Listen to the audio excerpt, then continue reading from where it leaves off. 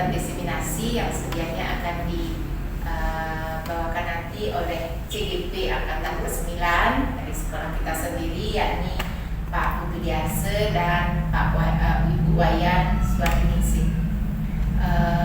Yang selaku penanggung jawab di sekolah ini menaruh harapan besar sedianya materi yang dipaparkan nanti bisa bermanfaat buat ibu bapak guru di dalam melaksanakan tugas-tugas keseharian.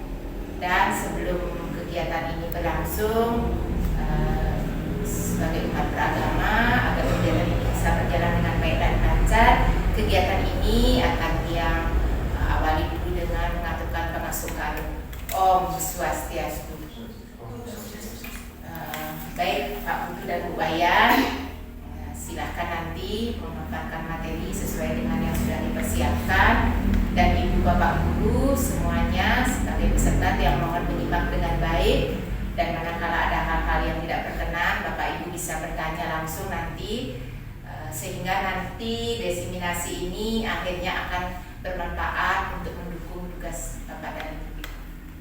Baik, mungkin itu dari Tiang, Pak Putu dan Bu Wayan yang selaku penanggung jawab cukup menyampaikan sekian dulu, dan kegiatan bisa dilanjutkan yang akhiri dengan para pesan. Om Swastiastu. Ya, terima kasih Ibu Kepala Sekolah sudah memberikan pembukaan untuk acara kegiatan kali ini, diseminasi budaya positif. Nah, sebelum itu supaya tidak tegang ya Bapak Ibu ya, mari kita ice breaking. Ini ada ice breaking dari Ibu Suwardiningsih yang sangat ceria. Jadi silakan Ibu, silakan dipimpin ice breakingnya supaya kita semangat ya. Apa masih semangat semua di sini? Semangat. Masih semangat nih. Ya, silakan Ibu Suwardi. Baik, terima kasih Pak Putu, terima kasih Ibu, rekan-rekan sekalian. Mohon izin. Jadi di sini ketika saya bilang clap one, kalian jawab who. Ketika saya bilang clap two, kalian jawab yes. Kemudian ketika clap three, kalian jawab good. Bisa teman-teman? Who, yes, good. Baik, kita mulai ya. Clap one, who. Clap two, yes. Clap three, good. Ada lagi Bu? Lagi sekali ya? Lagi sekali. Kayaknya kurang semangat ini. Ulang ya. Clap one, who. Clap two, yes. Clap three, good. Iya. Ya, terima kasih. Ya, Tiang ucapkan dumun terima kasih sudah bersedia meluangkan waktunya untuk ikut kegiatan mendengarkan atau kami berdua sebagai calon guru penggerak angkatan 9 dalam mendeseminasikan budaya positif.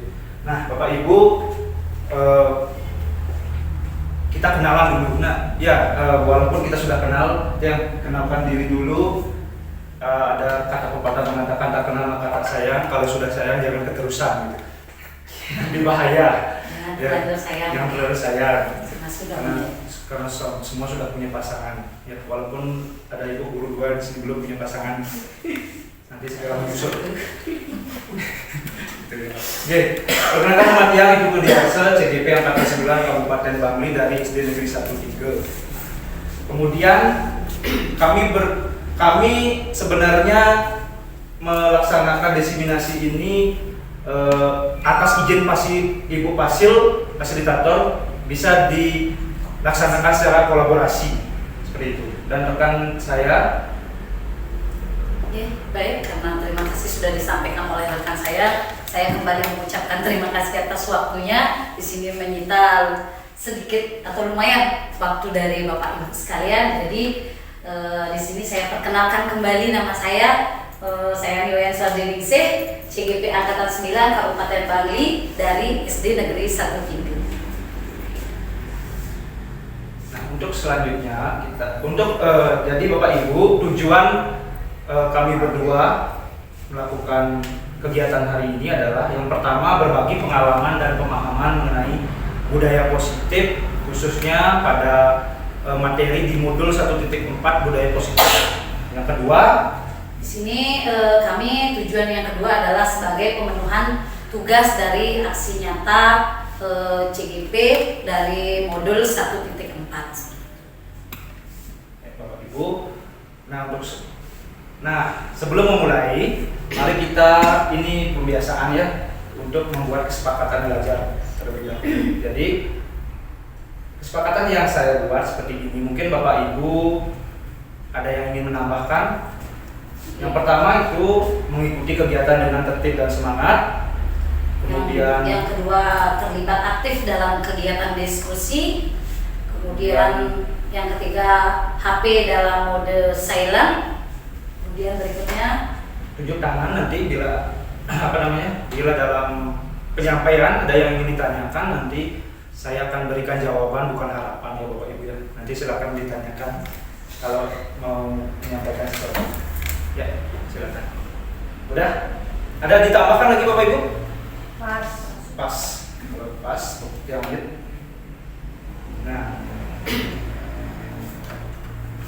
Nah, Niki, Bapak Ibu, di sini yang pertama di sini ada konsep utama dari modul budaya positif. Nah, di sini ada 7 nih Bapak Ibu sekalian. Yang pertama yaitu ada perubahan paradigma belajar. Kemudian yang kedua ada disiplin positif. Kemudian yang ketiga ada kebutuhan dasar manusia. Dan yang keempat ada motivasi perilaku manusia. Selanjutnya silakan Pak Putu. Yang kelima ada posisi kontrol. Yang keenam ada keyakinan kelas, dan yang ketujuh ada segitiga restitusi. Ya, yang lanjut. Nah, untuk materi pertama akan saya bawakan sendiri. Mungkin filosofi pendidikan Ki Hajar Dewantara sudah seringkali kita dengar, ya sudah banyak orang yang mendengungkan itu. Nah, jadi yang filosofi pendidikan Ki Hajar Dewantara itu yang pertama, pendidikan adalah menuntun. Jadi pendidikan di sekolah terutamanya khususnya harus menuntun anak sesuai keadaan kodratnya, agar anak bisa tumbuh dan berkembang sesuai dengan bakat, dan sehingga menciptakan anak tersebut mampu belajar dengan selamat dan bahagia, baik itu sebagai manusia dan sebagai anggota di masyarakat. Kemudian pendidikan sesuai kodrat alam dan kodrat zaman. Nah, sesuai kodrat alam, jadi kita sebagai guru di mana harus mengajak anak-anak belajar itu sesuai dengan kondisi lingkungan siswa itu. Ya. Kemudian sesuai kodrat zaman, jadi mengajak anak untuk bagaimana mengasah soft skill yang nanti akan dijadikan bekal anak tersebut menghadapi kehidupan zaman yang semakin maju. Seperti sekarang zamannya teknologi, kita harus dalam pembelajaran kita harus dimasukkan juga dengan teknologi, pembelajaran teknologi ya, seperti itu. Kemudian pembelajaran berpihak pada murid. Nah, tentunya segala pembelajaran yang kita berikan harus terlebih dahulu mengetahui keinginan murid. Nah, minat murid, bakat murid, apa yang diinginkan. Kemudian filosofi pendidikan Ki Hajar Dewantara juga menyatakan ada anak itu bukan tabula rasa. Bukan tabula rasa itu yang dimaksud adalah, kalau teori tabula rasa itu adalah anak itu diibaratkan kertas kosong, ya Bapak Ibu, kertas putih yang kosong. Jadi Ki Hajar Dewantara menyatakan itu anak itu bukan tabula rasa. Jadi anak itu sudah berisi garis-garis kertas putih yang berisi garis-garis buram yang kita sebagai guru harus menebalkan garis-garis itu. Nah, jadi seperti itu Bapak Ibu. Untuk materi selanjutnya akan dibawakan oleh Ibu Sorin. Nah, materi berikutnya yaitu adalah tentang pembelajaran dengan paradigma baru. Di sini pembelajaran dengan paradigma baru dirancang berdasarkan prinsip pembelajaran yang berdiferensiasi ya, sehingga setiap siswa belajar sesuai dengan kebutuhan dari tahap perkembangannya. Yang dimana kita sebagai guru sudah tahu ya, kita mengetahui bahwa kebutuhan belajar dari setiap siswa itu berbeda. Kemudian minat belajar siswa itu juga berbeda. Kemudian potensi atau bakat dari siswa tersebut juga berbeda. Jadi di sini sehingga setiap siswa belajar sesuai dengan kebutuhan dari tahap perkembangannya itu atau sesuai dengan minat, sesuai dengan bakat, sesuai dengan potensinya itu.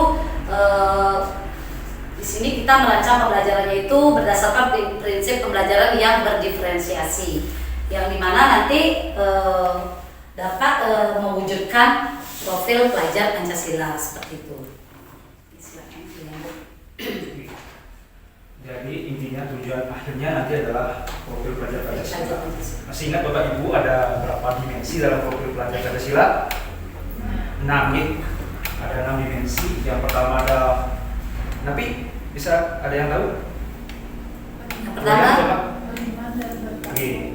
Beriman dan bertakwa pada Tuhan Yang Maha Esa dan Yang berakhlak pertama, mulia. ya. Kemudian ada gotong royong, mandiri, kreatif, berintegral dan negara kritis. Nah, jadi itu murah akhirnya nanti. Nah, yang lanjutkan untuk materi selanjutnya adalah disiplin positif. Nah, Bapak Ibu, disiplin sering dimaknai menjadi suatu yang dilakukan seseorang pada orang lain untuk mendapatkan kepatuhan. Kita cenderung menghubungkan kata disiplin dengan tindak nyamanan. Nah, jadi kalau mendengar kata disiplin, kira-kira Bapak Ibu, apa yang terbesit di benak Bapak Ibu kalau kata disiplin gitu?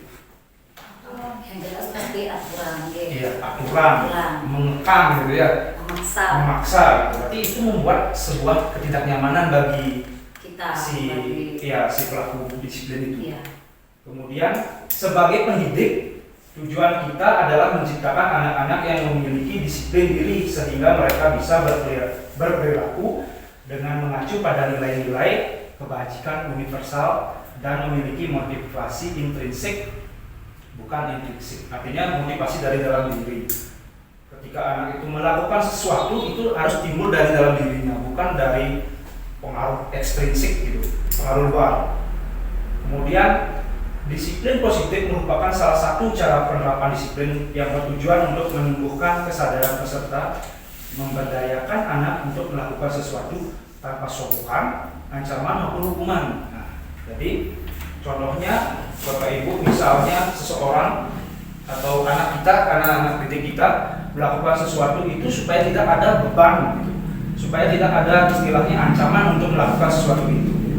Seperti anak kita misalnya melaksanakan piket, dia melaksanakan piket hanya karena dia takut dihukum. Nah, itu adalah masih berupa disiplin. Kalau disiplin positif itu bagaimana kita menyadarkan bahwa anak itu melaksanakan piket karena memang harus, anak itu sadar bahwa kita harus perlu menjaga lingkungan kita supaya bersih. Nah, seperti itu Bapak Ibu. Nah, untuk selanjutnya, di sini yang berikutnya itu adalah kebutuhan dasar manusia. Di sini kebutuhan dasar manusia ini ada 5. Yang pertama itu ada bertahan hidup, kemudian kasih sayang dan rasa diterima, kemudian penguasaan, kebebasan dan kesenangan. Nah, yang pertama bertahan hidup. Di sini bertahan hidup ini adalah kebutuhan yang bersifat fisiologis, yang dimana yang dimaksud bersifat fisiologis ini adalah kebutuhan seperti rumah, makanan, kemudian kesehatan, keselamatan bagi manusia tersebut. Nah, itu termasuk ke dalam kebutuhan fisiologis. Kemudian di sini pun ada kebutuhan biologisnya, di mana di sini adalah terjadinya reproduksi seperti itu. Itu adalah bagian biologis ya, terjadinya adanya reproduksi dalam kehidupan kita. Jadi di sini adalah dimaksud dengan kebutuhan bertahan hidup. seperti sandang, papan, pangan. Iya, seperti itu. Sandang, papan, Seperti pangan. itu. Kemudian yang berikutnya adalah kasih sayang dan rasa diterima. Jadi di sini kebutuhan dasar manusia itu ada juga kebutuhan kasih sayang dan rasa diterima. Yang dimana di sini kita sebagai manusia pasti memiliki rasa ingin disayang, ingin diterima dimanapun kita berada. Misalnya saja seperti kita yang berada di lingkungan pekerjaan seperti ini. Ketika kita sudah merasa tidak diterima, otomatis kita kan akan down. kita tidak bisa bersatu, tidak bisa berkolaborasi dalam mengerjakan sesuatu halnya seperti itu. Jadi di sini kebutuhan dasar manusia kasih sayang dan rasa diterima. Jadi siswa juga seperti itu. Mereka juga membutuhkan yang namanya kasih sayang dan rasa diterima di lingkungan sekolah ini. Nah, yang ketiga di sini adalah penguasaan. Penguasaan di sini adalah kebutuhan ini meliputi kebutuhan yang ingin diakui ya ketika misalnya ada siswa yang berprestasi seperti itu. Jadi siswa tersebut merasakan atau membutuhkan pengakuan seperti itu dari prestasi yang mereka dapatkan seperti itu. Kemudian yang keempat ada kebebasan. Nah, kita sebagai manusia pasti juga membutuhkan rasa kebebasan, rasa bebas seperti itu. Jadi ketika di sekolah siswa pun membutuhkan rasa kebebasan di sini. Nah, rasa kebebasan di sini, kebutuhan kebebasan di sini adalah mereka salah satunya contohnya mereka bebas melakukan pilihan, menentukan pilihan mereka seperti itu. Misalnya di dalam suatu kelas mereka menentukan pilihan cara belajar mereka seperti itu. Soalnya mereka menginginkan atau membutuhkan kebebasan belajar secara berkelompok misalnya seperti itu. Kemudian ada yang memiliki menentukan pilihannya belajar secara mandiri atau ada yang ingin bebas belajar menggunakan ya HP atau laptop seperti itu yang disediakan di sekolah. Nah, yang selanjutnya itu adalah kesenangan. Nah, di sini kebutuhan yang terakhir itu adalah kebutuhan dasar manusia, kesenangan. Nah, kita pun ketika menjadi seorang guru, ketika kita sudah merasa senang, sudah merasa bahagia, maka ketika kita menyampaikan suatu materi, kita juga akan bahagia mentransfer ilmu-ilmu kita kepada para siswa. Nah, siswa pun seperti itu. Ketika mereka sudah mendapatkan kebutuhan dasar mereka yang kesenangan ini, maka mereka dengan senang hati, dengan antusias, dengan semangat mereka menerima materi-materi atau pembelajaran-pembelajaran yang kita berikan seperti itu. Jadi inilah 5 kebutuhan dasar manusia atau 5 kebutuhan dasar yang harus kita penuhi untuk siswa-siswa kita bukannya seperti itu. Untuk materi selanjutnya, nah, motivasi perilaku manusia. Jadi motivasi, saya jelaskan dulu. Motivasi merupakan dorongan yang timbul dari diri seseorang secara sadar atau tidak sadar untuk melakukan suatu tindakan dengan tujuan tertentu. Itu pengertian motivasi. Jadi seseorang melakukan motivasi itu, kalau dalam materi yang telah kami terima ini ada 3. Seseorang melakukan motivasi karena menghindari, yang pertama karena menghindari ketidaknyamanan dan hukuman. Yang kedua, mendapatkan imbalan atau penghargaan dari orang lain. Kemudian yang ketiga, menghargai nilai-nilai kebajikan diri sendiri. Yang akan bahas satu persatu mulai dari menghindari diri, menghindari ketidaknyamanan dan hukuman. Jadi seseorang yang motivasinya keluar karena menghindari ketidaknyamanan itu murid melakukan disiplin diri karena dia takut dihukum. Seperti yang sudah dijelaskan tadi bahwa ketika murid melaksanakan piket itu di benak mereka bukan harus menjaga lingkungan, tetapi takut bahwa nanti bapak guru akan memarahi kita kalau tidak bersih. Nah, itu. Jadi itu menghindari ketidaknyamanan, hukuman. Ya, dia merasa tidak nyaman ketika dia diberikan istilah Balinya itu munyi. Kamu ini kenapa tidak bersih ini pikirnya? Kan tidak nyaman. Dia timbul motivasi untuk membersihkan kebun atau ruang kelas karena itu tadi menghindari ketidaknyamanan. Menghindari hukuman juga. Kemudian yang kedua, mendapatkan imbalan atau penghargaan dari orang lain. Motivasi itu muncul juga karena mendapatkan imbalan. Nah, ini materi yang unik sebenarnya di 1.4 Niki karena ternyata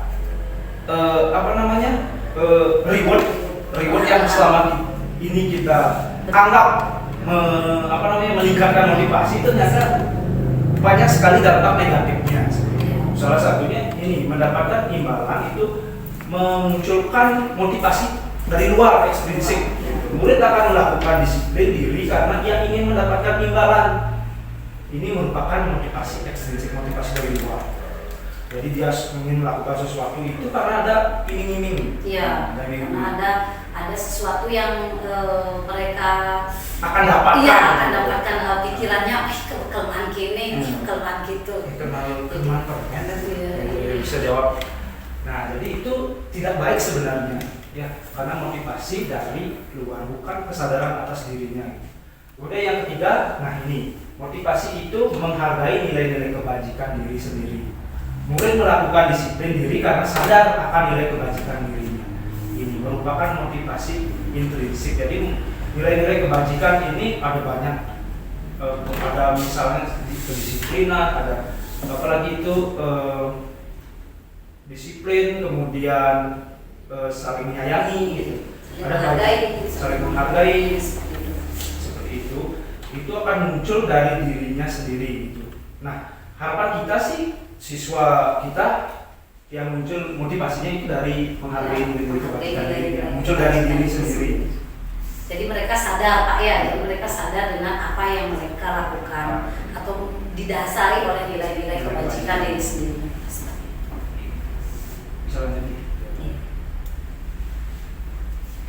Nah, Niki ya. Jadi di sini ada konsep disiplin dengan identitas gagal ya, dengan identitas gagal. Nah, jika hal yang kita lakukan yaitu yang pertama adalah hukuman, maka dari hukuman tersebut efek yang bisa terjadi dari kita pemberian hukuman ini adalah yang pertama sudah pasti menyakitkan ya, karena siapa sih yang ingin dihukum, dan kata-kata hukuman itu kan sudah bagaimana Pak ya, sudah di dalam pikiran orang-orang itu sudah, mohon maaf ya, jelek gitulah hukuman. Hukuman pasti orang yang seperti nonton film itu, iya, film horor. Iya. sudah horor gitu, sudah jelek lah gitu. Sudah pokoknya image-nya itu sudah tidak baik. Jadi yang pertama otomatis pasti sangat menyakitkan bagi siapapun itu. Ketika kita pun melakukan kesalahan dan kita dihukum, pasti ada rasa di dalam hati, ya Tuhan, pasti gitu kan. Kemudian yang kedua, tidak nyaman. Ya, hukuman ini ada efeknya itu membuat kita tidak nyaman. Karena ketika sudah ada hukuman, misalnya tadi Pak Putu bilang siswa melakukan piket. Nah, piket, kalau tidak piket ini akan dihukum. Aku menghormat yang bendera 10 menit, misalnya seperti itu. Itu kan sudah ada rasa tidak nyaman dari siswa tersebut. Misalnya kita pun terlambat datang sekolah, nanti kita terlambat akan mendapat hukuman sampai di sekolah, misalnya membersihkan WC gitu untuk peraturan guru-guru gitu misalnya, otomatis kita kan sudah tidak nyaman dari rumah, kebut-kebutan pasti sampai tepat waktu di sekolah gitu. Kemudian begitu juga murid kita pasti merasakan perasaan yang tidak nyaman. Kemudian murid menjadi takut karena adanya hukuman, misalnya tidak mengerjakan PR, hukumannya lari keliling lapangan 20 kali seperti itu. Pasti siswa itu takut, sudah tidak nyaman, sudah menyakitkan. Kemudian mereka pasti takut. Oh ya ampun, hari dan panggung masuk ke sekolah kayak kedijan ya ini. Pasti gitu nanti muridnya pasti merasa takut ya. Kemudian memaksa. Nah, hukuman ini memaksa, mau tidak mau mereka harus melakukan hal yang sudah kita tentukan, misalnya membuat PR, mau tidak mau mereka terpaksa membuat, bukan mereka sadar, tapi mereka terpaksa membuat ketika adanya hukuman tersebut. Kemudian yang selanjutnya, murid menyembunyikan kesalahannya. Nah ini, murid pasti tidak berani mengatakan kebenaran, karena atau murid itu pasti tidak berani mengakui kesalahannya. Misalnya seperti Pak Putu bilang tadi piket, dia sudah sebenarnya tidak piket, tapi dia tidak berani mengakui kesalahannya karena ada hukuman tersebut. Kemudian yang selanjutnya, murid menjadi rendah diri ya, karena mereka mungkin 1, 2, 3 kali mendapatkan hukuman, jadi mereka merasa ya sudah sudah beberapa kali nih dapat hukuman, pasti mereka mengucilkan dirinya atau insecure mereka pada dirinya ya, karena mereka karena mereka sudah beberapa kali mendapatkan hukuman, jadi mereka merasa rendah diri ya, seperti itu. Kemudian penghargaan, nah penghargaan sini yang dikatakan Pak Putu tadi, jadi penghargaan ini memberikan dampak yang tidak efektif ya. Kemudian yang kedua itu merusak hubungan, atau pasti ketika kita menyanjung seseorang, memberikan penghargaan dengan kata-kata ya nak, si A ini sudah bagus, nak, ini sudah mendapatkan nilai sempurna. Pasti ada rasa iri dari temannya, apalagi teman dekat kan, teman dekatnya itu misalnya mendapat hanya nilai 70 gitu misalnya. Walaupun kita sudah bagus tapi nilainya berada di bawah, pasti itu akan menimbulkan rasa iri dari siswa-siswa kita ya. Jadi mereka itu bagus maju untuk pasti ada pekrimik gitu ya, pasti begitu siswa-siswa kita ya. Kemudian itu pasti ada ini kan, padahal dia yang kasih nyontek tapi nilainya lebih kecil. Nah itu dia akan merusak hubungan ya, penghargaan itu akan merusak hubungan. Nah, dia akan siswa kita akan ada sifat-sifat irinya. Kemudian mematikan kreativitas. Nah di sini misalnya si A membuat sebuah kerajinan seperti ini misalnya pot. Nah kemudian si B membuat juga. Hanya saja kita menyanjung punyanya si A, wah ini bagus sekali, cantik sekali ini. Nah itu si B ini pasti akan merasa, oh punya kita, oh ternyata kurang bagus ya, ternyata tidak bagus punya kita.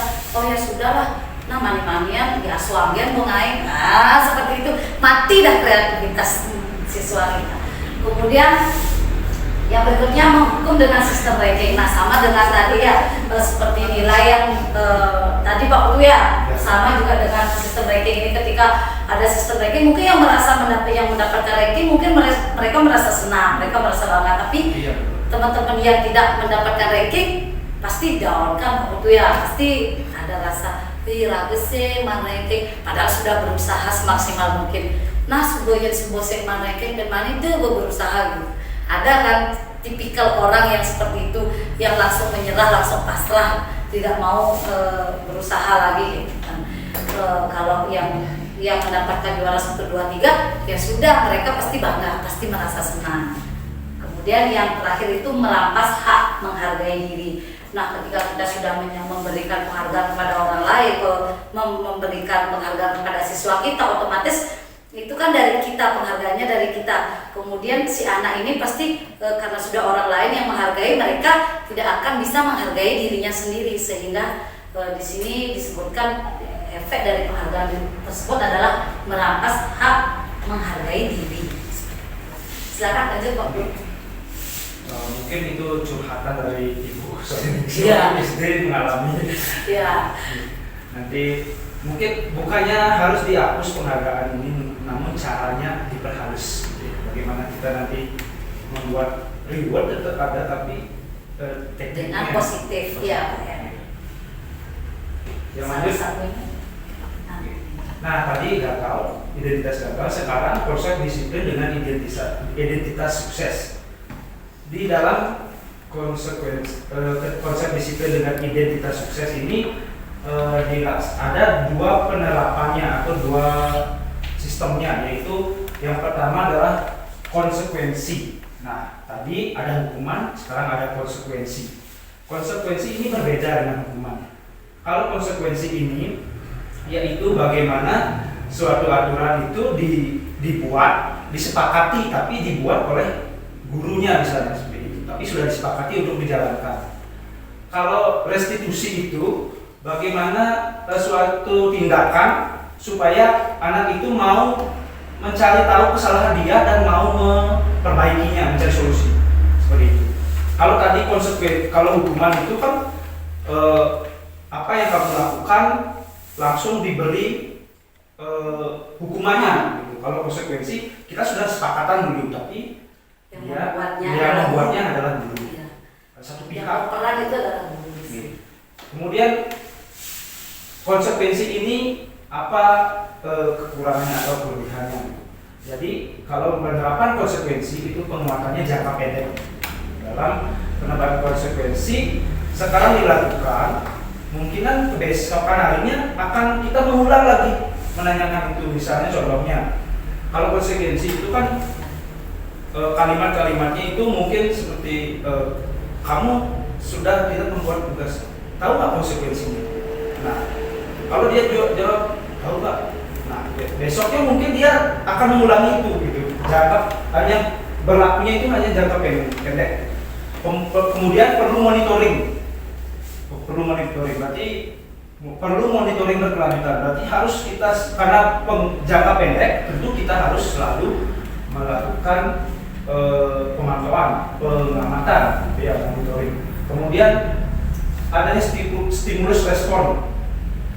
Nah, di sini ada stimulus respon. Di sini maksudnya bagaimana siswa itu dari perlakuan yang mereka lakukan ada respon yang dia berikan. Ada suatu kesalahan yang dia lakukan, ada hal yang harus dia lakukan, gitu. Tapi dia menyadari sesuai kesepakatan yang sudah dilakukan. Kemudian murid menghormati peraturan. Kemudian kehilangan waktu untuk merenungi kesalahan. Jadi dengan konsekuensi siswa tidak diberikan waktu untuk menyadari kesalahannya. Dia langsung pada konsekuensi yang telah disepakati. Kemudian direstitusi.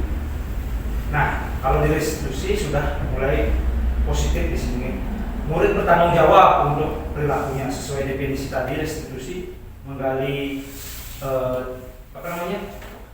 menggali pengetahuan siswa atas kesalahan dan mau memperbaikinya. Fokus pada pemecahan masalah jangka panjang. Karena dia mencari solusinya sendiri, maka mungkin nanti akan selalu diingat. Oh, saya kemarin melakukan kesalahan, tidak terlambat datang ke sekolah, gitu misalnya. Kemarin saya sudah berjanji bahwa untuk memperbaiki itu harus menyetel alarm. Itu kan nanti timbul sendiri untuk pemecahan masalahnya. Kemudian murid menghormati dirinya dan orang lain. Kemudian dirinya memegang kontrol. Dan selanjutnya murid bersemangat untuk memperbaiki kesalahannya sendiri.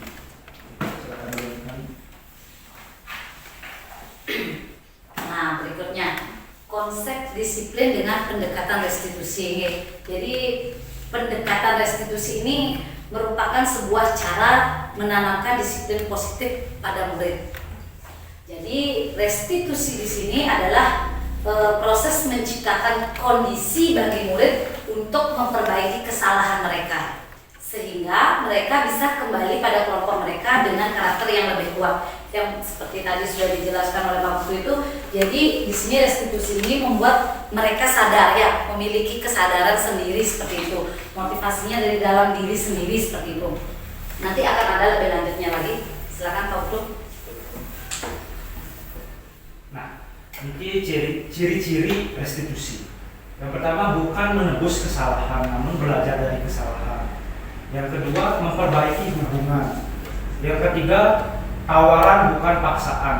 Jadi guru itu hanya memberikan tawaran sehingga murid itu sendiri yang akan mengeluarkan idenya untuk memperbaiki kesalahan itu. Kemudian solusinya.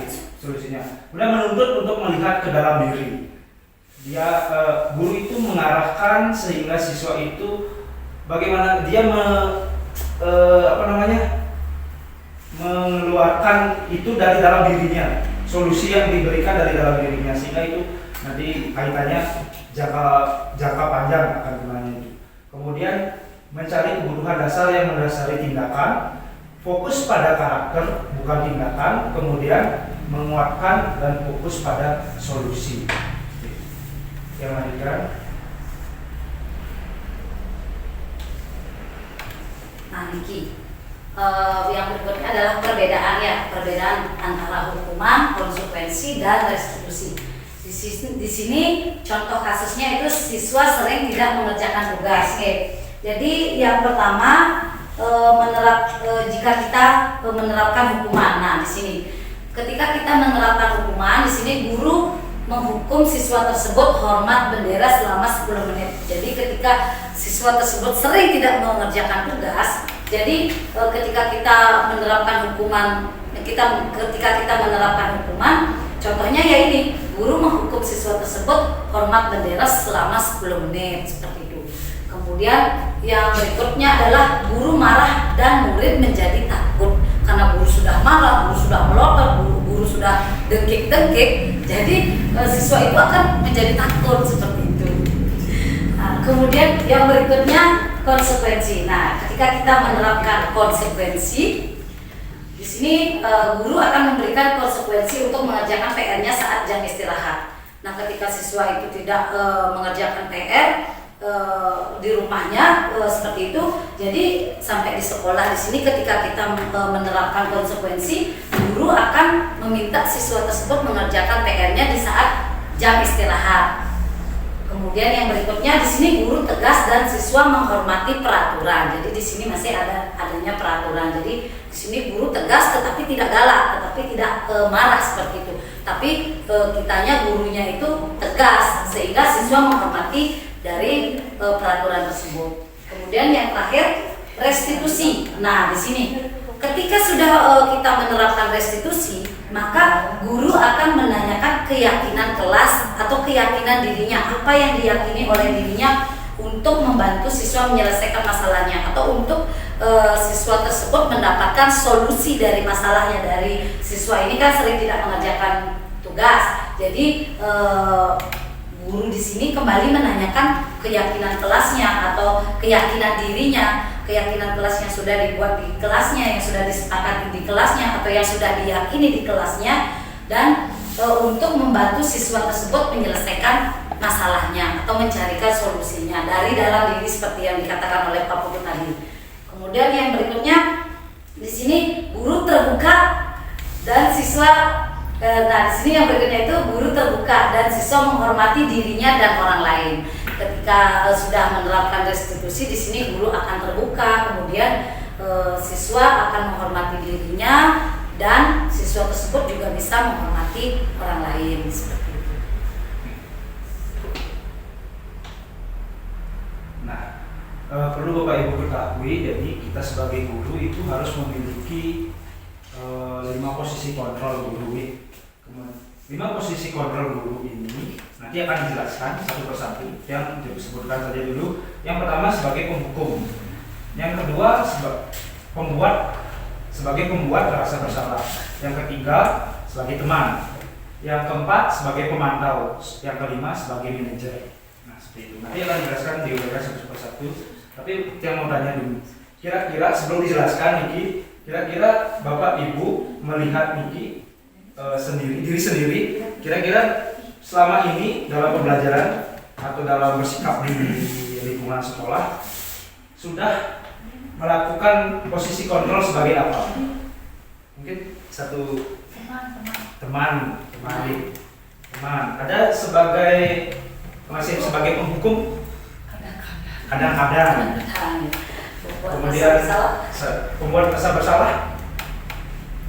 Ada yang sekiranya Bapak Ibu guru merasa dirinya sering membuat merasa bersalah. Jadi anak itu merasa bersalah setelah tidak di kadang-kadang ya. Jadi kelima ini yang idealnya sebagai guru itu adalah posisi manajer. Nanti kita coba bahas dulu satu persatu apa yang sebagai penghukum, membuat bersalah dan seterusnya. Dimulai yang pertama sebagai sebelumnya bisa lanjut atau ada yang ingin ditanyakan atau mengatur? Kita lanjut dulu ya, bisa ya kita lanjut nih. Yang pertama ini ada penghukum. Nah, penghukum ini nada suara ketika penghukum itu pasti tinggi Bu ya. Ada suaranya itu tinggi, kemudian bahasa tubuhnya itu seperti itu ya, matanya hampir keluar melotot ya. Nah itu dari bahasa tubuhnya. Kemudian biasanya ini ya jarinya Gitu misalnya ya, kayak gitu hukumnya patuhi aturan saya atau awas ya gitu. Kemudian kamu selalu saja salah, selalu, pasti selalu yang terakhir selesai. Seperti itu kata-katanya ya. Kemudian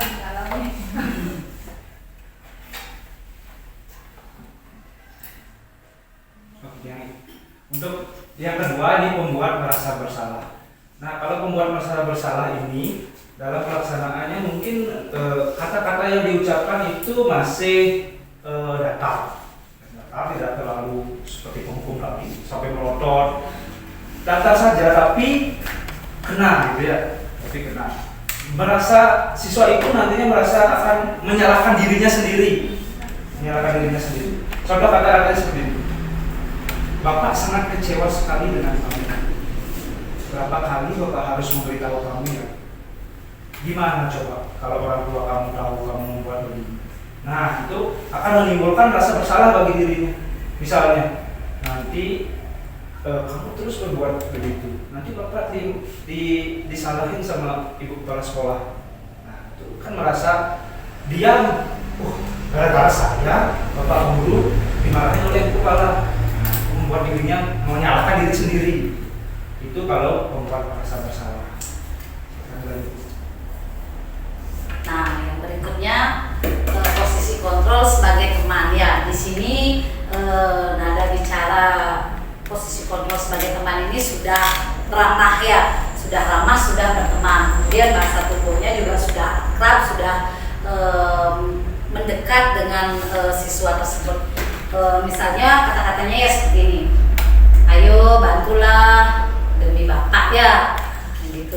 Atau ayo bantulah demi ibu ya nak ya, seperti itu. Kemudian yang kedua, ayo ingat tidak bantuan bapak selama ini.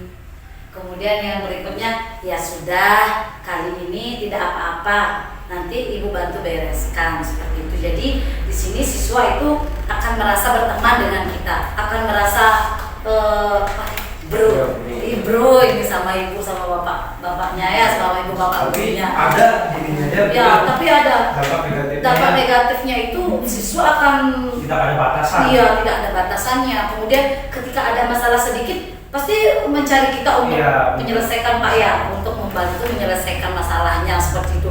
Jadi tidak ada batasan lagi. Ketika berbicara juga seperti itu, sudah dianggap teman. Pak Cang ini Pak, gitu ya. Enggak lagi dengan rasa lainnya. Ketika yang gurunya itu dianggap teman, ketika gurunya itu tidak sekolah, maka dia akan berubah lagi. Dia hanya mau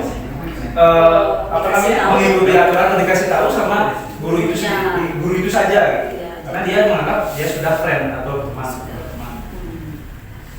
Ya. Selanjutnya, nah ini kalau posisi pemantau ini biasanya guru itu berdasarkan data catatan misalnya. Jadi di posisi pemantau ini tetap ada suara biasa, agak tegas, tapi tetap patokannya adalah catatannya. Misalnya menanyakan peraturannya apa? Apa yang telah kamu lakukan? Sanksi atau kondisinya apa? Kamu sudah 3 kali tidak mengerjakan tugas. Nah, kembali dia atau catatan sikapnya dilihat. Jadi posisi pemantau ini berdasarkan data dan catatan dan kata-kata sebenarnya. Aturannya apa? Tanyakan aturan, tapi dengan nada tegas, tapi tidak gestur tubuhnya tidak seperti orang marah. Nah, ini posisi yang paling ideal. Nah, ini posisi kontrol yang terakhir, yaitu posisi kontrol manajer. Nah, di sini yang paling diharapkan mungkin Pak ya, ketika kita menjadi guru adalah posisi kontrol sebagai manajer dengan melakukan restitusi tersebut ya. Jadi di sini ketika sudah posisi kontrol Bapak Ibu sebagai manajer di sini, maka bahasa kalian, nada suara kalian itu akan tulus, kemudian bahasa kalian itu tidak akan kaku, kemudian akan mendekat dengan murid dengan berkata seperti ini. Nah, contohnya, apa yang kita yakini, Nah, ini kembali ke keyakinan kelas, Pak Buya. Iya. Ini kembali ke keyakinan kelas. Nah, apakah kamu meyakininya? Seperti itu. Kemudian, nah jika kamu meyakininya, apakah kamu bersedia memperbaikinya? Seperti itu. Kemudian yang berikutnya itu, jika kamu memperbaiki ini, hal ini menunjukkan apa tentang dirimu? Seperti itu. Kemudian yang terakhir, misalnya apa rencana kamu untuk memperbaiki hal ini? Jadi sebelum melaksanakan posisi kontrol sebagai manajer, tentunya harus kita membuat keyakinan kelas atau keyakinan sekolah. Kalau di sini mungkin nanti kita rintis bersama keyakinan sekolahnya, ya. supaya kita bisa menerapkan restitusi. Karena itu dasarnya untuk menerapkan restitusi. Kembali ke keyakinan kelas, Ya. atau keyakinan sekolah. Sampai di sini Bapak Ibu bisa ada yang ditanyakan? Tidak ada nih yang bisa bilang. Nah, ini contoh penerapan 5 posisi kontrol guru. Kasusnya adalah siswa terlambat datang ke sekolah. Kalau sebagai penghukum, begini kan? Kamu datang terlambat, silakan berdiri di lapangan dan menghormat bendera. Nah, gitu. Itu kan membuat kembali seperti yang dijelaskan Bu Wayan. Kalau begitu kan siswanya bagaimana? Takut ya, takut tertekan gitu. Mungkin besoknya nggak sekolah gitu ya, karena udah Terlebih-lebih bisa orang tuanya datang waktu ya ke sekolah untuk membela anaknya. kemarin Ya. ibu saudara sih, saya harus hormat gitu, takut dia. Kemudian kalau pembuat bersalah, sudah sering Bapak peringatkan, tapi kamu terus mengulang kesalahan. Nah, dia akan merasa dirinya bersalah. Kemudian kalau teman, ayolah besok bangun lebih pagi ya, supaya tidak terlambat. Itu lebih bahasanya lebih ke Teman. bahasa pergaulan. Bahasa Bisa sehari-hari. mungkin ayo naik, pakai bahasa Bahasa daerah. pergaulan bahasa daerah gitu. Kemudian kalau pemantau, kamu hari ini melanggar apa peraturan dan konsekuensinya? Ini masih tegas, tapi tetap kembali ke menanyakan aturan, menanyakan catatan yang sudah dia lakukan gitu. Kalau manajer, apakah kamu tahu kesalahanmu? Bagaimana kamu akan memperbaiki kesalahanmu? Nah, menggali solusi dari dirinya sendiri. Seperti itu. Yang aja. Selanjutnya lanjut ke materi keyakinan kelas. Berikutnya yaitu ada keyakinan kelas di sini. Nah, mengapa keyakinan kelas? Mengapa tidak peraturan kelas seperti itu? Karena ketika Bapak Ibu mendengar peraturan itu, berarti kita kan ya memaksa atau ada kita diatur-atur gitu, seperti itu istilahnya. Nah, kemudian ketika keyakinan kelas, keyakinan kelas ini adalah sesuatu yang diyakini bersama, yang berasal dari penyatuan pikiran untuk menjadi nilai-nilai kebaikan untuk diturunkan di kelas-kelas. Nah, misalnya kita kan membuat keyakinan di kelas. Nah, itu kan berdasarkan pemikiran-pemikiran siswa, Bapak Ibu. Jadi berdasarkan ide-ide dari siswa. Tapi terkadang ide-ide dari siswa tersebut bahasanya terkadang masih mengacu ke peraturan, Pak Putu ya. Bapak Ibu kan masih mengacu kadang-kadang ke peraturan, misalnya tidak boleh ribut di dalam kelas, tidak boleh mencontek di dalam kelas, misalnya seperti itu. Itu kan bahasanya masih ke peraturan. Nah, jadi di sana kita menampung dari ide-ide atau dari dari ide-ide dari siswa tersebut, kita tampung menjadi satu, kemudian kita berubah ke kalimat-kalimat positif. Misalnya tidak boleh memukul teman gitu. Kalau kalimat positifnya rukun dengan teman. Ya, misalnya tadi tidak boleh ribut di dalam kelas, jadi kita bisa di dalam kelas kita diharapkan gitu, misalnya. Jadi setelah mengubah ke kalimat positif, selanjutnya kita cari nilai kebajikan. Ya, nilai kebajikan yang mana yang kena dari nilai positif itu. Kan nanti dia tampilkan beberapa contoh nilai kebajikan. ya. Nah, Bisa. pembentukan keyakinan kelas ini harus didasari oleh 6 prinsip penting. Kata-katanya itu lebih abstrak dari peraturan. Yang seperti tadi dibilang bahwa lebih luas jangkauannya. Tidak mengerucut harus misalnya kita dilarang membuang sampah di kelas, itu kan sudah pasti mengerucut ya, khusus. Tapi kita buat seabstrak mungkin, menjaga kebersihan lingkungan kelas. Nah, kemudian berupa pernyataan universal, sama universal artinya kita buat pemahamannya secara umum, luas dulu. Dibuat dalam bentuk positif. Tadi sudah dijelaskan bahwa kalimatnya usahakan dengan hal yang positif. Sedikit saja agar mudah diingat. Jadi kalau keyakinan kelas itu kita buat sedikit. Kalau banyak itu mungkin kita sebagai guru lupa menanyakan nanti, dan sebagai siswa juga susah ditanyakan. Keyakinan kelas mana yang kamu langgar? Keyakinan, wih banyak pak gitu, nanti restitusinya nggak berjalan gitu ya. Yang mana ini ada 20.000 aturan. Keyakinan kelas. Keyakinan kelas gitu. 20.000 keyakinan. Jadi kita buat sedikit saja tapi sudah kena seluruhnya secara umum sudah masuk ke dalam keyakinan kelas tersebut. Sesuai dengan kondisi kelas dan sekolah akan mudah diterapkan. Ya tentunya segala keyakinan itu kita sesuaikan dengan kondisi dan keadaan sekolah. Kemudian semua warga kelas atau sekolah dilibatkan saat membuat. Nah, seperti yang tadi dikatakan Ibu Suhabiningsih bahwa langkah pertama penyusun membuat keyakinan kelas adalah kita menampung dulu aspirasi misalnya.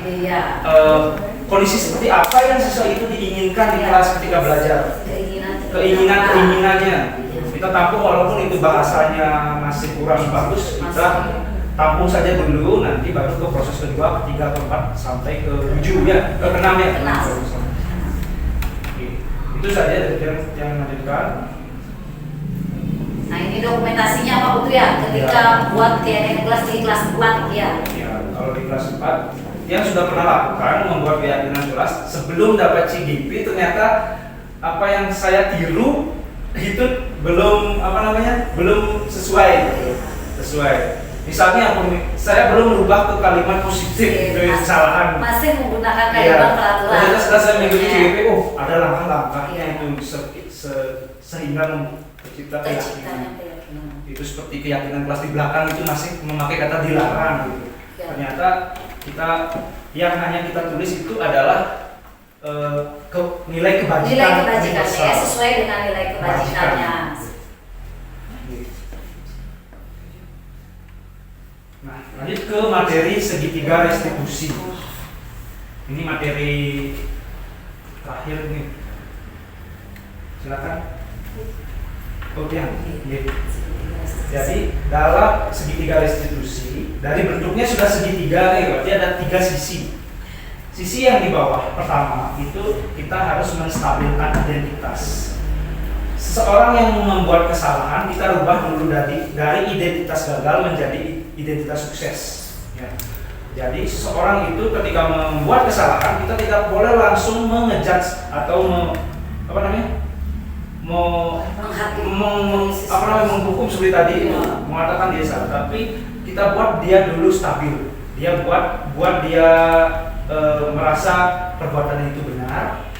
Gitu. Nanti masuk ke kedua, validasi tindakan yang salah. Kita cari kesalahannya apa. Kita tanya dulu, kesalahan kamu apa? Kenapa kamu berbuat seperti itu? Kita gali alasan dari kesalahan itu apa. Kemudian yang ketiga, menanyakan keyakinan. Kembali sekarang ke keyakinan kelas atau sekolah. Nah, ini jadi segitiga restitusi itu merupakan proses untuk menciptakan kondisi bagi murid untuk memperbaiki kesalahan mereka sehingga mereka bisa kembali pada kelompok mereka dengan karakter yang lebih kuat. Intinya kita menguatkan karakter dulu supaya tidak down siswanya ketika siswa melakukan kesalahan. Lanjut. Nah, tadi sudah dijelaskan tentang segitiga restitusi oleh Pak Putu. Di sini sekarang ada langkah-langkah dari segitiga restitusi tersebut. Nah, yang pertama di sini adalah menstabilkan identitas yang seperti tadi dijelaskan oleh Pak Putu. Yang pertama kita stabilkan dulu identitasnya. Jangan langsung apa yang kamu lakukan itu? Kenapa aku begitu? Nah, tidak, stabilkan dulu identitasnya. Yang pertama bisa dengan kata-kata seperti ini. Yang pertama itu ya berbuat salah itu tidak apa-apa. Seperti itu. Kemudian yang kedua atau tidak ada manusia yang sempurna. Kemudian ibu juga pernah melakukan kesalahan seperti itu, atau teman-temanmu juga pernah melakukan kesalahan seperti itu. Nah, kita bisa menyelesaikan ini. Nah, kemudian di sini bapak atau ibu di sini tidak tertarik mencari siapa yang salah, tetapi bapak atau ibu atau kita di sini ingin mencari solusi dari permasalahan ini. Kemudian yang berikutnya, kamu berhak merasa begitu. Kemudian apakah kamu sedang menjadi teman yang baik buat dirimu sendiri? Nah, seperti itu dari langkah-langkah segitiga restitusi dari menstabilkan identitas. Kita bisa gunakan bahasa atau kalimat yang seperti ini. Mungkin ada yang ditanyakan dari menstabilkan? Bisa dilanjut, silakan. Untuk langkah kedua, yang seperti saya tadi jelaskan bahwa yang kedua itu adalah validasi tindakan yang salah. Pada langkah kedua ini Bapak Ibu bisa menggunakan kata-kata seperti padahal kamu bisa melakukan yang lebih buruk dari itu ya, kamu pasti punya alasan mengapa melakukan hal itu. Kamu patut bangga pada dirimu sendiri karena kamu telah melindungi sesuatu yang penting buatmu. Kamu boleh mempertahankan sikap itu, tapi kamu harus menambah sikap yang baru. Nah, tentunya kata-kata ini disesuaikan kembali pada kondisi dan masalahnya. Kemudian yang langkah ketiga, nah ini langkah yang ketiga yaitu adalah menanyakan keyakinan ya. Jadi di sini setelah kita menstabilkan identitas, setelah kita melakukan validasi tindakan yang salah, yang terakhir itu kita menanyakan keyakinan ya. Jadi yang pertama kita bisa gunakan bahasa atau kalimat yang apa yang kita percayai sebagai kelas atau keluarga seperti itu. Kemudian apa nilai-nilai umum yang telah kita sepakati. Kemudian apa bayangan kita tentang kelas yang ideal. Kemudian kamu mau jadi orang yang seperti apa. Nah, itu bisa kita kalimat-kalimat seperti itu bisa kita lakukan pada langkah-langkah segitiga restitusi yang menanyakan keyakinan. Jadi di sini karena kita sudah di awal sudah memiliki keyakinan kelas, jadi di sini kita menanyakan kembali apa yang sudah kita yakini, apa yang sudah kita sepakati di dalam keyakinan kelas tersebut seperti itu.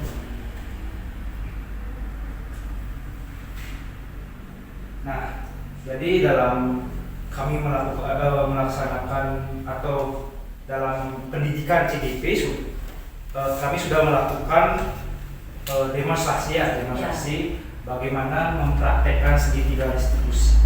Jadi mungkin untuk memperjelasnya bisa disimak video yang telah kami buat.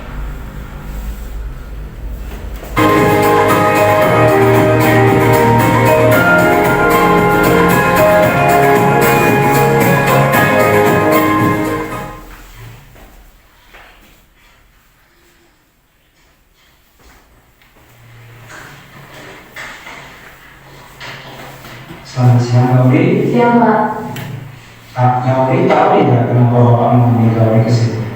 Ya, Pak. Tadi pas dapat pelajaran agama saya ribut di kelas karena si Maden terus menendang kursi saya. Jadinya saya marah sama si Maden, Pak. Oh gitu. Ya wajar lah kalau dimarah. Bapak juga akan marah kalau diganggu seperti itu. Kemudian saat itu Gauri melakukan apa sampai ribut dalam kelas? Saya marah sekali, Pak. Lalu saya berteriak membantah si Maden. Jadinya semua kelas melihat saya dan Pak Norman menegur saya. Oh gitu. Gauri melakukan itu pasti ada alasannya kan? Ya, Pak, karena kursi saya terus ditendang oleh Maden. Padahal saya sudah suruh berhenti, tapi dianya terus menendang kursi saya, Pak. Jadinya saya tidak konsentrasi untuk mengikuti pelajaran, Pak.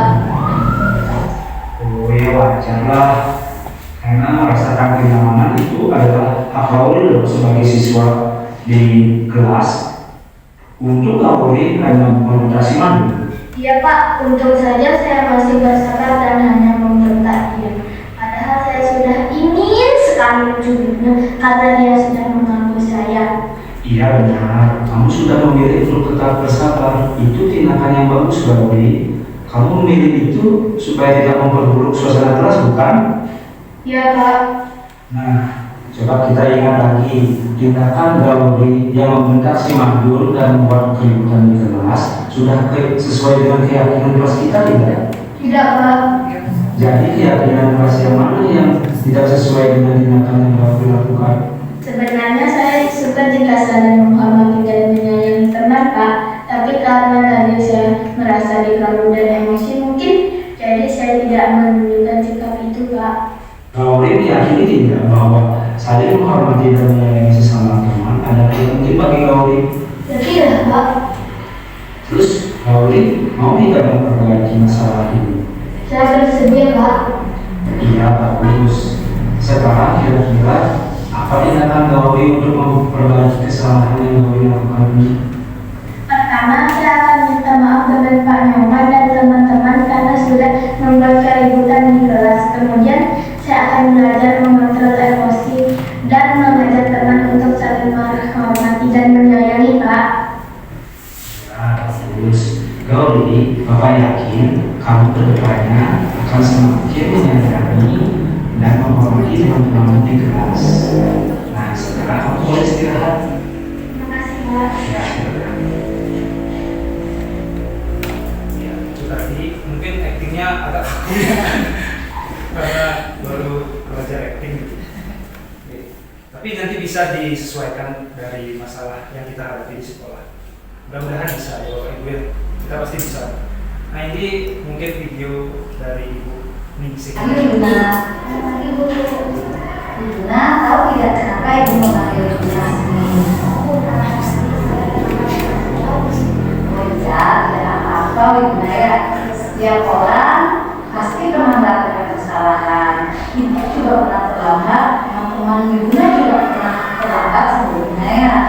Nah, setiap orang yang melakukan kesalahan pasti ada alasannya. Hari ini Ibu ingin tahu kenapa alasan Ibu terlambat hari ini.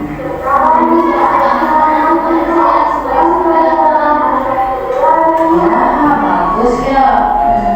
Ibu mengikuti semuanya sampai larut malam, berarti Ibu sudah memiliki beribadah ya. Nah, Ibu masih ingat tidak dengan keyakinan kelas kita? Nah, hari ini Ibu terlambat. Kira-kira Ibu melanggar keyakinan kelas yang mana? Iya, bagus ya. Ibu sudah tahu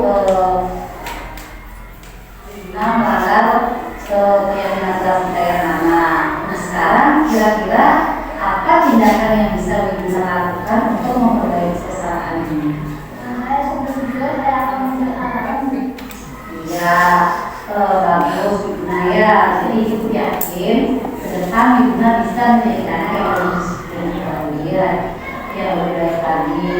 Nah, sekarang Ibu boleh istirahat ya.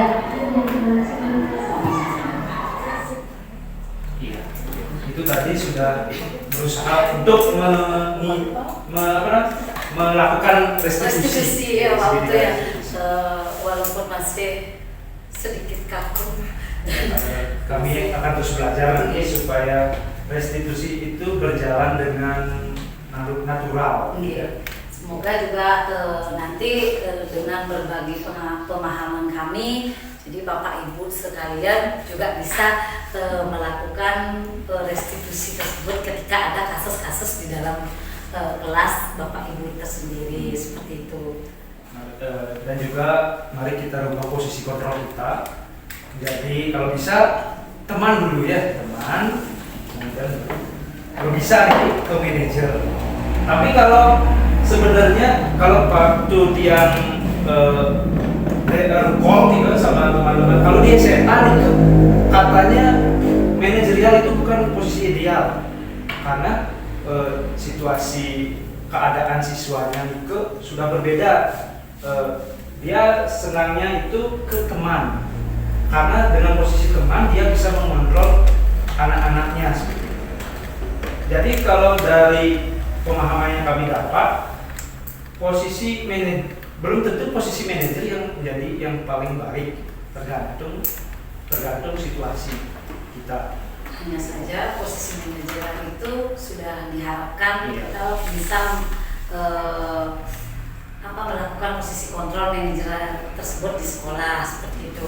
Karena hanya saja ketika kita berada di SD, kadang-kadang kan susah untuk berdiskusi dengan siswa, itu susah gitu. Jadi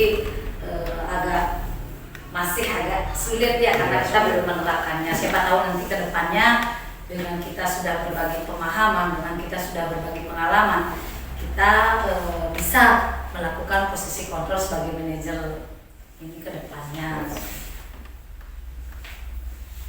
Nah, sebagai penutup, mungkin ada pertanyaan? Tidak ada ya? Penutupnya. Silakan. Jadi dalam penerapan program disiplin positif, hendaknya guru memiliki standar kepribadian, profesional dan sosial yang baik, di mana guru mampu berefleksi pada posisi kontrolnya saat ini, bagaimana perjalanan dirinya sebagai seorang among atau posisi manajer. Jadi yang menuntun murid-murid menjadi insan yang mandiri, merdeka dan bertanggung jawab. Jadi diharapkan kita di sini dapat berefleksi, merefleksikan diri kita. Sebenarnya kita sudah berada di posisi kontrol yang mana, kemudian apa yang akan kita lakukan, tindak lanjut seperti apa yang akan kita buat, kemudian program-program apa yang akan kita jalankan ke depannya seperti itu. Jadi di sini kita diharapkan mampu benar-benar berefleksi, berefleksi pada posisi kontrol yang sudah kita lakukan dan yang akan kita lakukan. Kemudian bagaimana perjalanan kita sebagai seorang among atau posisi manajer untuk menuntun murid-murid kita menjadi insan yang mandiri, yang merdeka dan yang bertanggung jawab seperti itu. Jadi tidak lagi murid yang terpaksa, tidak nyaman seperti itu ya Pak Putu ya. Itu saja mungkin dari kami. Yang tanya sekali lagi, ada pertanyaan dulu? Jika ada, kami akan bisa menjawab. Mungkin terus selanjutnya ke refleksi dulu nih. Refleksi. Tadi sudah dibagikan sama Ibu Ningsihnya, mungkin Bapak Ibu silakan dijawab. Yang belum tadi. Oke, dijawab sesuai dengan apa yang kita alami. Dulu refleksinya. Ada satu hal yang ingin Tiang dengar dari Bapak Ibu sekalian, karena Bapak Ibu sekalian sudah mengisi refleksi diskriminasi budaya positif ini. Jadi saya ingin satu orang bapak atau ibu guru yang membacakan hasil refleksinya. Silakan. Mungkin. Ayo. Silakan. Siapa? Bapak. Boy Nasra, selaku senior kita. Terima kasih Pak Putu sama Buayan. Dari apa yang sudah saya simak tadi, dapat saya tuliskan beberapa refleksi. Yang pertama, terkait dengan perasaan selama mengikuti kegiatan ini, tentunya saya sangat senang kembali disegarkan tentang pemahaman budaya positif. Kemudian apa saja yang sudah dipahami secara umum, karena penyampaiannya sangat menarik, sudah paham, terutama di bagian terkait dengan penghargaan itu, bahwa semakin sadar bahwa ternyata penghargaan itu kurang efektif untuk diterapkan. Kemudian yang belum pahami di sini sedikit, bukan sih belum dipahami ya, mungkin kita bisa sharing di sini terkait dengan dalam menangani sebuah kasus nih. Terkadang kalau di kelas saya menemui yang posisi kontrol yang ideal itu kan manajer. Cuma terkadang saya menemui memang ada tipe-tipe anak itu harus diberikan posisi kontrol seperti pengamat atau penghukum. Yang saya rasakan justru itu membuat dia jerah, artinya tidaklah selalu manajer. Jadi kalau mungkin nanti bisa didiskusikan. Kemudian tindak lanjutnya tentunya kita bersama-sama bisa menerapkan budaya positif di sekolah. Mungkin nanti dari Ibu bisa memberikan. Silakan. Terima kasih Pak Putu, Bu Wayan. Kalau yang menyampaikan refleksi, diseminasi budaya positif yang sudah Pak Putu dan Bu Wayan sampaikan hari ini, secara pribadi yang merasa sangat senang di kegiatan ini karena sebelum-sebelumnya kan teman kita personal, jadi mungkin karena waktu atau pemahaman dibandingkan dengan Ibu sekarang berdua saling berkolaborasi kayaknya lebih memperjelas ini. Kemudian yang dia rasakan juga di samping senang, dia merasa bahwa hari ini dia mendapat penguatan yang lebih tentang materi disiplin positif. Kemudian yang kedua, apa saja yang sudah Bapak Ibu pahami? Yang sangat tertarik tadi tentang konsep disiplin dengan identitas sukses. Tentu yang kita yang tadi dari yang sukses ya. Dan yang berharap karena kemarin Bu Wayan Rasta sudah banyak juga memberikan dan sudah menerapkan juga Ibu dan teman-teman yang lain juga sudah berupaya untuk mengikuti. Kemudian yang kedua ada Bu Jero juga yang berharap banyak dari Pak Ibu dan Bu Wayan sekarang memunculkan trik baru lagi bagaimana agar semua sekolah, agar semua kelas bisa mewujudkan bagaimana menerapkan budaya disiplin positif ini. Kemudian yang ingin yang dia pahami juga tadi karena secara perlahan itu karena Bapak Ibu berkolaborasi, alur menerapkan budaya disiplin positif itu semakin jelas dia lihat langkah-langkahnya sehingga depannya yang berharap Ibu Bapak Guru mungkin bisa merefleksikan kembali apa yang sudah dilakukan selama ini. Apa yang belum Bapak Ibu pahami, Bapak dan Ibu, baik Pak Guru maupun Bu Wayan, sesempurna apapun, karena ini artinya secara teori bagus gitu, tapi kalau penerapan tentu kita sangat terpengaruh dengan lingkungan dan kondisi sekolah.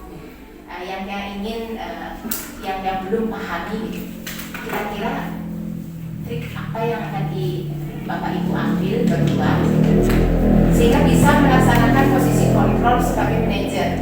Walaupun tadi seperti yang disampaikan oleh Bu Wayan, belum tentu manajer itu yang bagus. Tetapi yang kira karena secara teori sudah dinyatakan bagus, dia yakin itu bagus ya.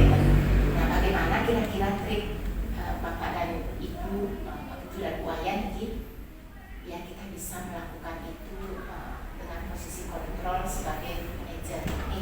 Kemudian kalau tindak lanjut dari diseminasi ini yang selaku penanggung jawab, terus terang saja karena kita lihat di masing-masing kelas semua kelas sudah memiliki kesepakatan kelas, tetapi bagaimana Bapak Ibu melakukan menerapkan itu dalam keseharian, tentu hanya beberapa orang saja yang bisa lihat catatannya seperti itu.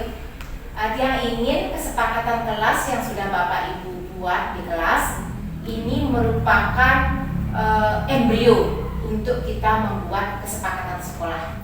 Nanti yang ingin Pak Putu dan Bu Wayan setelah kegiatan ini mohon dirancang dari apa yang sudah dibuat oleh teman-teman di kelas menjadi embrio untuk kita membuat kesepakatan kelas. Kita bisa membuat Google Form atau bagaimana, yang jelas yang ingin kesepakatan kelas di Januari yang akan datang akan menjadi kesepakatan sekolah. Itu mungkin Pak Putu dan Bu Wayan yang bisa yang sampaikan hari ini, dan terima kasih.